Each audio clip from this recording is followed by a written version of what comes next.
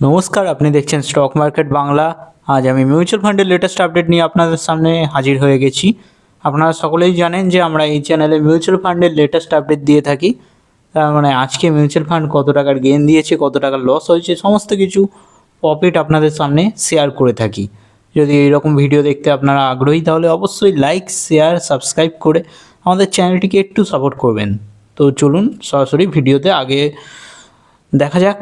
আজকে হলো 10ই জুন, বুধবার 2026। তার মানে মঙ্গলবারে কী ইম্প্যাক্ট পড়েছে মিউচুয়াল ফান্ডগুলোতে সেইটা আমরা এখন দেখে নেব। আপনারা সকলেই জানেন যে মিউচুয়াল ফান্ড আপডেট হতে একদিন মতো সময় লেগে যায়। তাই আজকে যে ডেট, আজকে হলো বুধবার, মঙ্গলবারে 9ই জুন কী ঘটেছে মার্কেটে সেইটা আমি এই মুহূর্তে আপনাদের সামনে তুলে ধরবো। তার আগে বলে দিই, আগের দিন কিন্তু এনএফটি ফিফটির উইকলি এক্সপায়ারি ছিল, কিন্তু ধামাকেদার রিটার্ন এসেছে। হ্যাঁ, মার্কেট ভালো মতো চড়েছে।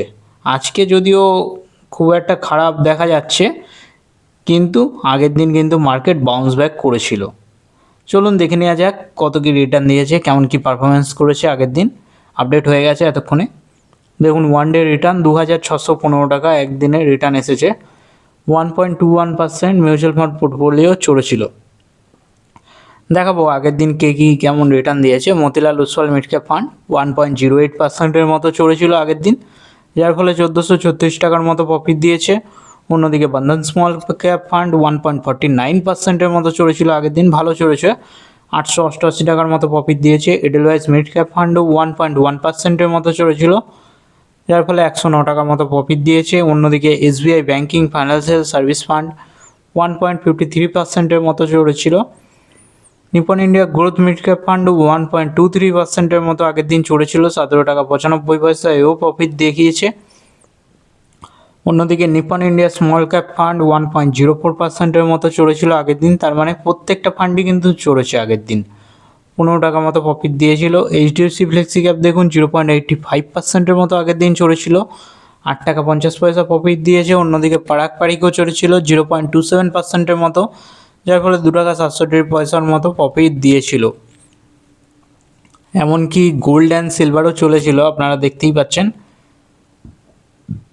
এডেলওয়াইজ গোল্ড অ্যান্ড সিলভার 1.05%-এর মতো চড়েছিল আগের দিন, যার ফলে 7 টাকা 72 পয়সার মতো প্রফিট দিয়েছে। ডিএসপি মাল্টিএসেট অ্যালোকেশন ফান্ডও চড়েছিল 0.62%-এর মতো, যার ফলে 0.66 পয়সার মতো প্রফিট জেনারেট করে দিয়েছে।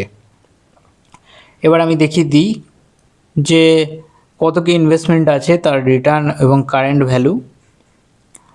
দেখুন, মতিলালে আপনারা সকলেই জানেন যে, যদি আপনারা রেগুলার ভিউয়ার হন তাহলে আপনারা সকলেই জানেন যে আমাদের মতিলালে হেভিলি ইনভেস্টমেন্ট ছিল 1,46,078 টাকা, যা কারেন্ট ভ্যালু হয়ে গেছে 1,34,271 টাকা।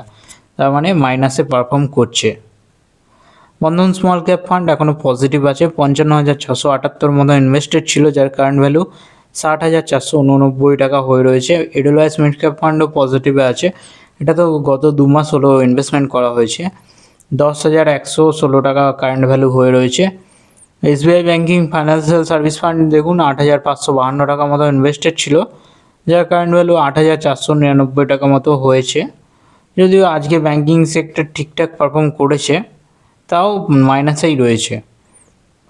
Nipon India growth mid cap ফান্ডে দেখুন 1,413 টাকা মতো ইনভেস্টেড ছিল, যার কারেন্ট ভ্যালু 1,483 হয়ে রয়েছে।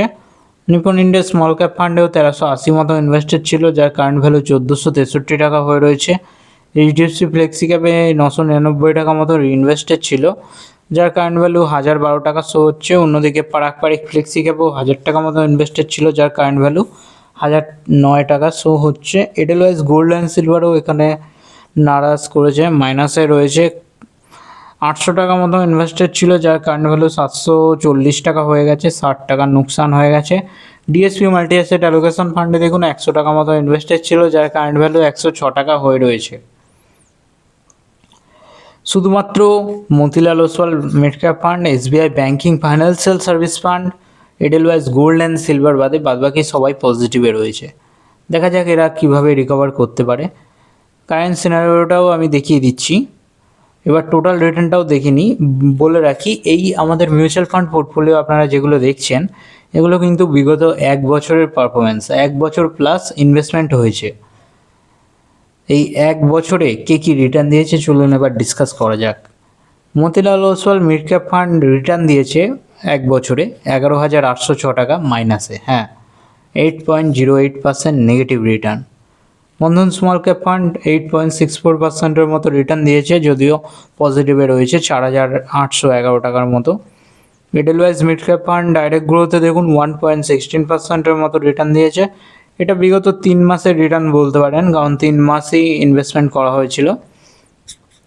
এসবিআই ব্যাঙ্কিং ফাইন্যান্সিয়াল সার্ভিস ফান্ডে দেখুন 0.62%-এর মতো রিটার্ন জেনারেট করে দিয়েছে, তাও আবার নেগেটিভে, যার ফলে 53 টাকা এখনও মাইনাস হয়ে রয়েছে। Nipon India growth mid cap ফান্ডে 4.95%-এর মতো রিটার্ন জেনারেট করে দিয়েছে বিগত এক বছরে, যার ফলে 70 টাকা মতো প্রফিট এসেছে। নিপন ইন্ডিয়া স্মল ক্যাপ ফান্ডে 6.02%-এর মতো রিটার্ন জেনারেট করে দিয়েছে, যার ফলে 82 টাকা মতো প্রফিট শো হচ্ছে।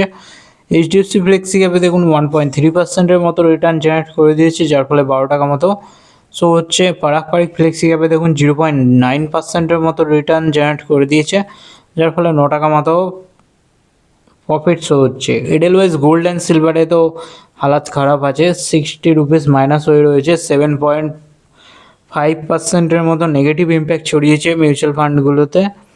গোল্ড অ্যান্ড সিলভার একদমই চলছে না, যার কারণ আপনি দেখতেই পাচ্ছেন। ডিএসপি মাল্টি অ্যাসেট অ্যালোকেশন ফান্ডে দেখুন 6%-এর মতো রিটার্ন জেনারেট করে দিয়েছে, যার ফলে 6 টাকা মতো পজিটিভ ব্যালেন্স শো হচ্ছে। এই তো ছিল মিউচুয়াল ফান্ডের লেটেস্ট জিনিস। এবার আমি সমস্ত কিছু টোটাল প্লাস পজিটিভ করে দেখতেই পাচ্ছেন, আগের দিন তো মাইনাস হয়নি, যার ফলে ওয়ান ডে রিটার্ন দেখুন 2,615.58 মতো প্রফিট এসেছে। 1.21% মতো পোর্টফোলিও চড়েছিল। এখনও কিন্তু টোটাল রিটার্ন দেখুন মাইনাসেই রয়েছে, 6,811 টাকা মাইনাসে রয়েছে। 3.01%-এর মতো এখনও পোর্টফোলিও নেগেটিভ ইম্প্যাক্ট ছড়িয়েছে, শুধুমাত্র মতিলাল ওসওয়ালের কারণে। কারণ আপনারা সকলেই জানেন মতিলাল ওসওয়াল মিড ক্যাপ ফান্ডে 11,000 মতো মাইনাস আছে, যে প্লাস মাইনাস করে এত মাইনাস এখনও দাঁড়াচ্ছে, যার ফলে পোর্টফোলিও এখনও নেগেটিভ হয়ে রয়েছে। ইনভেস্টেড অ্যামাউন্টও বলে দিই 2,26,000 টাকা, যার কারেন্ট ভ্যালু 2,19,188 শো হচ্ছে।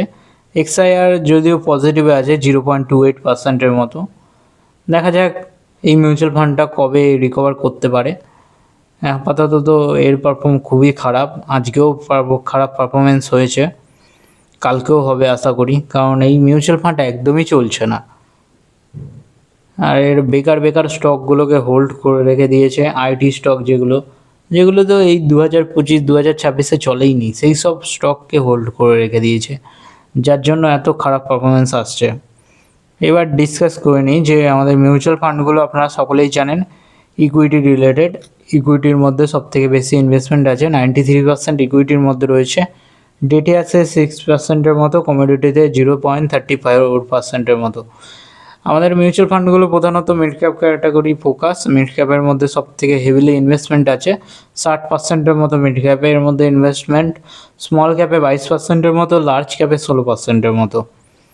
কোন সেক্টরটায় সবথেকে আমাদের বেশি ইনভেস্টমেন্ট আছে, মিউচুয়াল ফান্ডগুলো কোন সেক্টরটাকে প্রাধান্য দিয়েছে?